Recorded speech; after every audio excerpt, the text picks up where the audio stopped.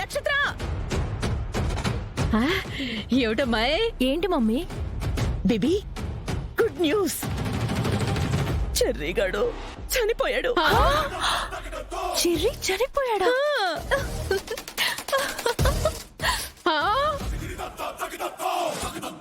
నాకు తెలుసు మమ్మీ.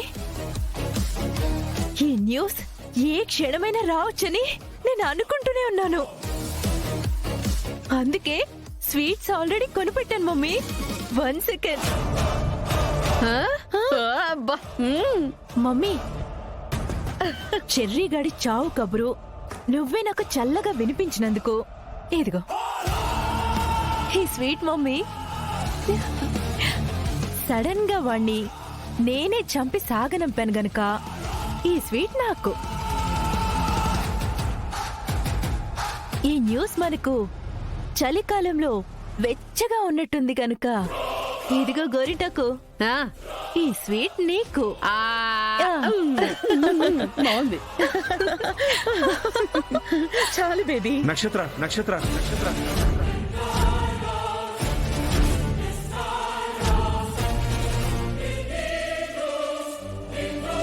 ఏం చేసావు నా కొడుకుని? చెప్పు. చంపేశావా?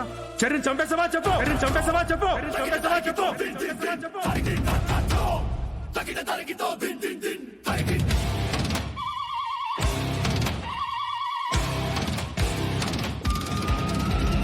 కేపీ, ఏంటి నా కూతురు మీద అలా నోరేసుకుని పడిపోతున్నా? అసలు ఏ భార్యనా తన భర్తను చంపుకుంటుందా? చంపుకుంటుంది. ఏ ఇంట్లో జరగకపోయినా ఈ ఇంట్లో అలాగే జరుగుతుంది. కేపీ, కాస్త ఆచితూచి మాట్లాడు. చెర్రీని చంపాల్సిన అవసరం నక్షత్రకేముంది? ఇదొక్కసారికి నా మాట నమ్మండి. నేనంతా చూశాను, విన్నాను.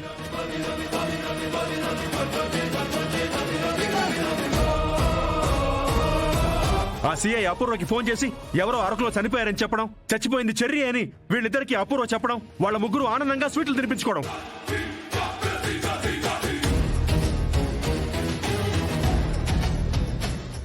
చేతిలో స్వీట్ బాక్స్ ఎందుకుంది అడగండి.